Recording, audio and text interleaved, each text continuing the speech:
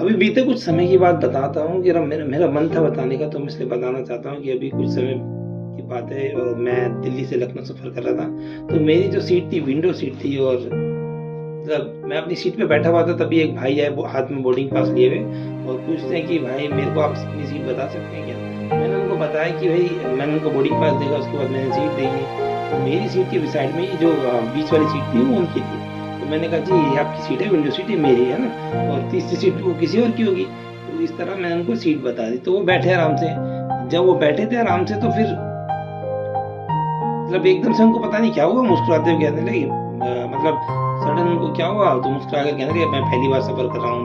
तो 2-3 बार कह दिया उन्होंने। तो मैंने कहा, मेरे मन में भी आया कि भाई पहली बार सफ़र करने का तो क्रेज़ हर किसी में होता है कि भाई कोई पहली बार सफ़र कर रहा है, तो उसमें तो विंडो सीट का अलग ही क्रेज़ होता है कि विंडो सीट मुझे मिलनी चाहिए और मैं प्लेन में बैठूँ ताकि मैं बाहर की मतलब नज़ारे देख सकूँ, वीडियो बना सकूँ। इस तरह से सबका क्रेज़ होता है, मेरा भी क्रेज़ था एक टाइम पर। तो मैंने उसी से मतलब अपना समझते हुए, अपनी बातों को सोचते हुए, तो मैंने उनसे बात की। मैंने कहा कि भाई अगर आपको विंडो सीट पे बैठना है तो आप बैठ सकते हैं।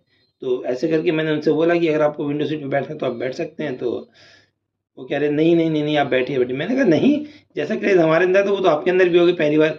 तो फिर वो बोलने लगे नहीं, मैं तो मुझे क्या पता था कि मतलब मैं ऐसे समय में मतलब मेरे को ये ज़िंदगी में पहली बार फ्लाइट में बैठूँगा और इस हादसे में बैठूँगा। मैंने क्या हादसा हो गया? तो फिर उन्होंने बताया कि मेरे को लखनऊ जाना पड़ रहा है और ऐसी-ऐसी बात है, मेरा एक छोटा भाई था और वो कल स्किट कर रहा था बाइक से, स्किट करते-करते उसका एक्सीडेंट हो गया और एक्सीडेंट हो गया और वो नहीं रहा, इस दुनिया में नहीं रहा।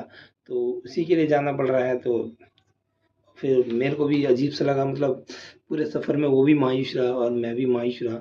मेरे अंदर इतनी हिम्मत नहीं हुई कि मतलब मैं क्या बताऊँ, मतलब एक फ़ोटो खींच सकूँ मैं विंडो सीट से, इतना मेरे को मतलब बुरा-सा लग रहा था। और वो भाई भी मायूस बैठा-बैठा चुपचाप से चलता रहा और लखनऊ आया। तो मतलब बहुत अच्छा नहीं था हादसा। तो इसलिए छोटे-छोटे भाइयों के लिए रिक्वेस्ट है कि मतलब ध्यान रखें अपना, क्योंकि बड़े भाइयों की ज़िम्मेदारी होती है, तो अपना भी ध्यान रखना चाहिए। इस तरह बाइक वाइक ना चलाएँ, थोड़ा ध्यानपूर्वक अपने जीवन को व्यतीत करें, क्योंकि ये ज़िंदगी है, झटपट खत्म हो जाती है, किसी को पता भी नहीं चलता। लेकिन आप तो चले जाते हो, बट आपके दुःख में लोग कितने दुखी होते हैं, उसकी कदर आपको नहीं है। तो इसलिए थोड़ा-सा ध्यान रखें, अपने जीवन को अच्छे से जिएँ। Thank you.